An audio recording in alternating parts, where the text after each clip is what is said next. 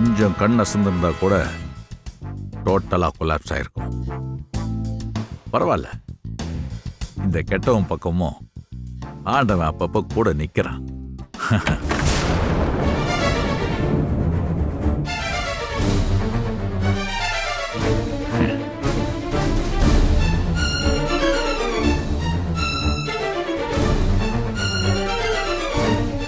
என்னங்க, யாரும் இல்லாத ரூம்ல தனியா தனக்கு தானே பேசிக்கிறீங்க?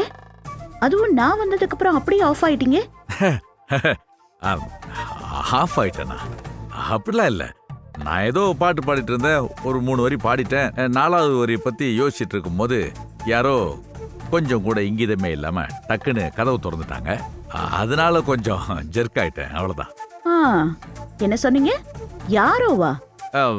யாரோ நினைச்சு ஜெர்க்கான, பார்த்ததுக்கு அப்புறம் ஃப்ரீ ஆயிட்டேன். ஆமா, நீ கதவை உடைச்சிட்டு வர்ற அளவுக்கு அவ்வளோ முக்கியமான விஷயமா? ஆமா, முக்கியமான விஷயம்தான். வாணி அக்காவை போய் பார்த்துட்டு வந்தேன். நம்ம ஐஷு விஷயமாவும் அப்புறம் மாயா கடத்தல் விஷயமாவும் உங்களை பார்த்து பேசணும்னு சொன்னாங்க. நாளைக்கு ஆபீஸ்க்கு வர சொன்னாங்க. இரு, நீ பாட்டுக்கு பேசிட்டே போற. யாரு வாணிக்கா? யாரு வாணி அக்காவா? நம்ம ராணி அக்காவோட அக்கா.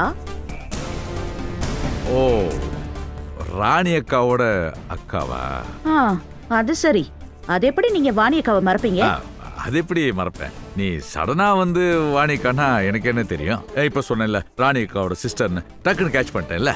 மத்தபடி வாணி அக்காவை போய் எனக்கு தெரியாம இருக்குமா? அவங்க கூட எவ்வளவு பெரிய லாயரு, அவங்கள போய் யாரு என்னன்னு கேட்டுக்கிட்டு. அவங்க லாயர்னு எனக்கு தெரியாதா என்ன? அவங்க லாயரா இருக்கவும் தானே மாயா கேஸ் விஷயமா பேசுறோன்னு என்ன கூப்பிட்டுருக்காங்க. எனக்கு என்னன்னா, அவங்க ஆபீஸுக்கு நான் போனது இல்லையா, அதனால அவங்க ஆபீஸ் எங்க இருக்கு என்ன இதுன்னு தெரியல. ஆமால, இது வரைக்கும் நீங்க அக்காவோட ஆபீஸ்க்கு போனது இல்ல. நான் ஒண்ணு பண்றேனே, உங்களுக்கு லொகேஷன் ஷேர் பண்றேன். நீங்க காலையில அவங்கள போய் பார்த்துட்டு வந்துருங்க. சரி. திரும்பவும் தனியா உட்காந்து பேசிட்டு இருக்காம ஒழுங்கா நேரத்துக்கு தூங்குங்க. ஏதாவது சொல்லிக்கிட்டேன்.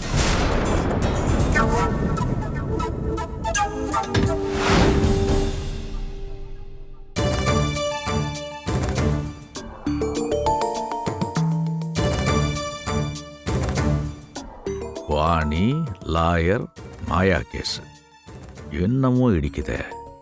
இந்த ராஜாராம் வாணியை பத்தி டைரியில ஒரு வார்த்தை கூட எழுதவே இல்லையே. ஆனாலும் மாயா அப்பவே சொன்னா, எல்லா விஷயத்தையும் டைரியில எழுதி வச்சிருக்க முடியாது, அப்படி டைரியில எழுதாத ஒரு விஷயம் வரும், அப்ப நீ மாட்டுவேன்னு. சொன்னபடியே மாட்டி இருப்பந்தான். ஆனா எஸ்கேப் ஆயிட்டேன், காலியாச்சு.